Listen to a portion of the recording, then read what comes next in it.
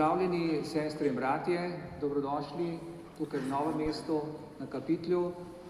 Zbrali smo se v posebni slovesnosti umestitvi novega prošta, ki bomo opravili med slovesnim bogoslužjem, med evharistično daritvijo in molitvijo.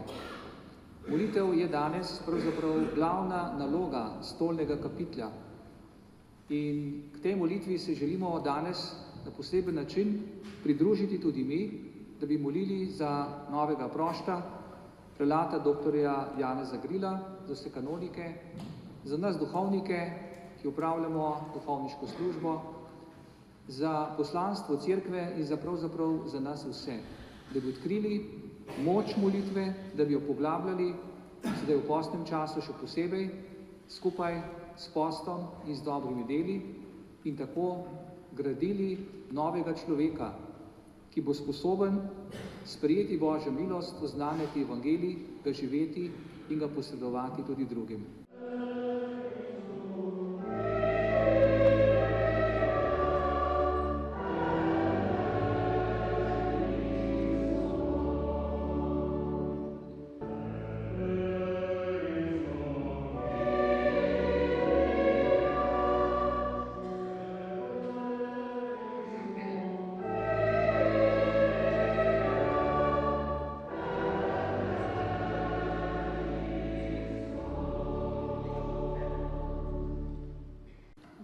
Hoče naše ljubezni.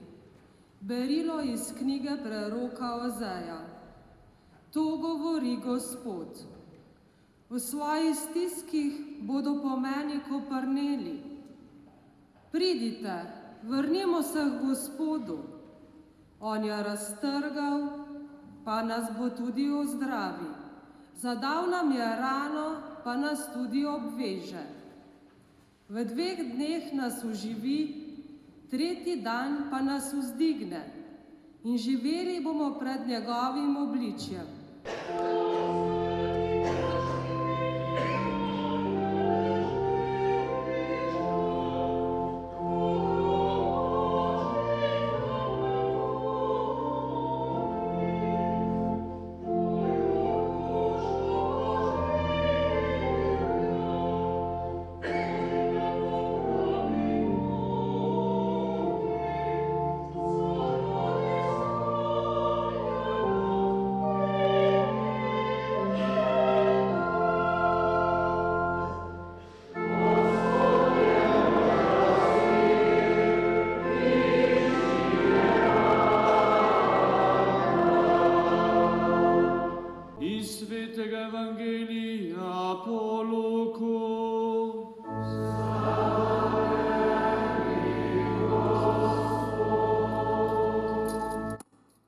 Tisti čas je povedal Jezus to priliko nekaterim, ki so zaupali vase, da so pravični in so druge zaničevali. 2 človeka sta šla v tempelj molit, eden farizej in drugi cestninar. Farizej se je vstopil in je sam pri sebi tako molil: Bog, zahvalim te, da nisem kakor drugi ljudje, ropari, krivičniki, prešušniki ali tudi kakor ta cestninar. Postim se 2-krat v tednu, 10 dajem od vsega, kar dobivam. Cestninar pa je stavo daleč in še oči ni hotel povzdigniti proti nebu, ampak se je trkal na prsi in govoril: Bog, bodi milostljiv meni, grešniku. Smo sredi postnega časa in se pripravljamo na velikonočno praznovanje kot središča in vrhunca krščanske vere. Božja beseda nas usmerja v notranjost in k vabi k molitvi, spreobrnenju in dobrim delom. Kako ne molimo sredi dnevnega vrveža, se bo marsikdo vprašal.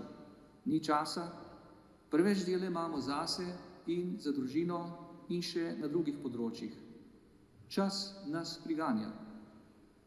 Ko je stiska, je treba zaustaviti korak in več časa nameniti za molitev, ki krepi naš odnos z Bogom in pomaga pri naravnavanju smeri našega življenja, nas samih in v odnosu do bližnjih.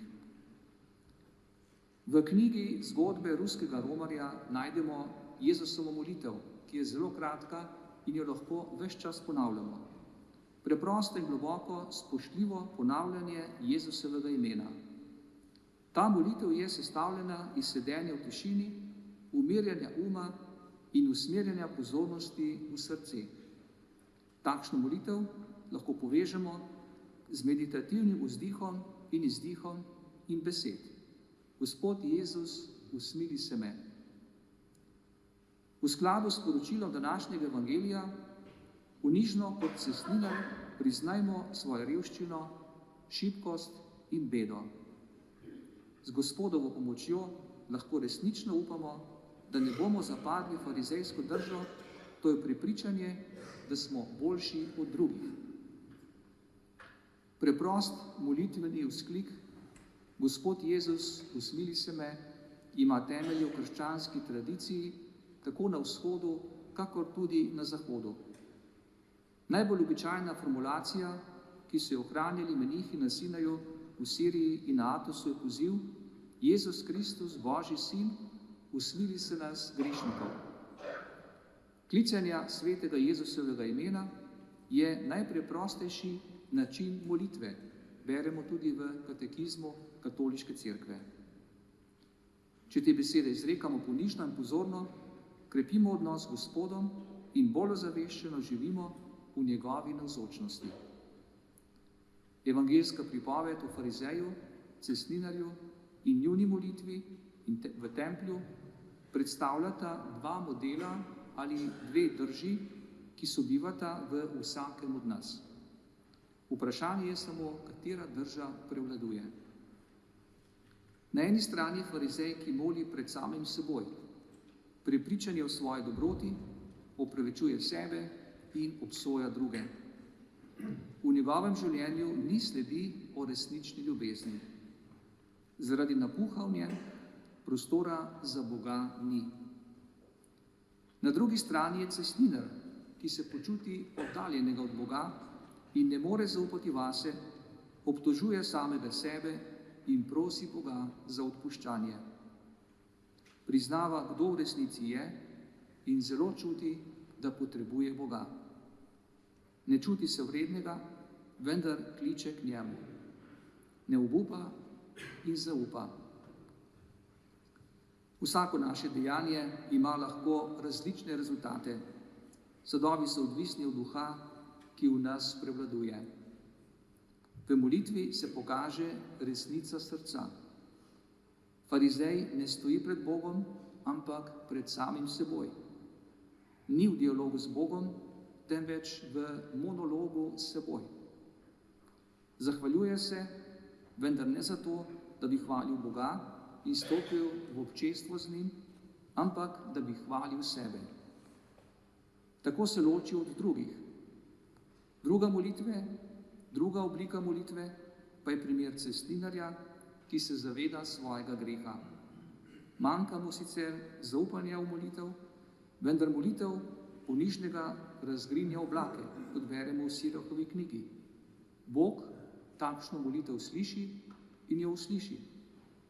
Brez ponižnosti ni spoznanja ne sebe, ne Boga. Bratje in sestre, pomislimo danes, katera od teh dveh drž prevladuje v nas. Prepoznajmo skušnjave napuha in egoizma in farizejske drže, da gledamo druge in jih obsojamo, ki nas zapirajo vase in onemogočajo rast in krepitev odnosov. Ne moremo se rešiti sami s sklicevanjem na naše zasluge. S cestninarjem recimo in nenehno ponavljajmo: O Bog, usmili se mene grešnika. Amen. Najprej bo kanonik prelat Božidar Metelko prebral odlok škofa dr. Andreja Sajeta o imenovanju prelata Janeza Grila za pročta novomeškega stolnega kapitla.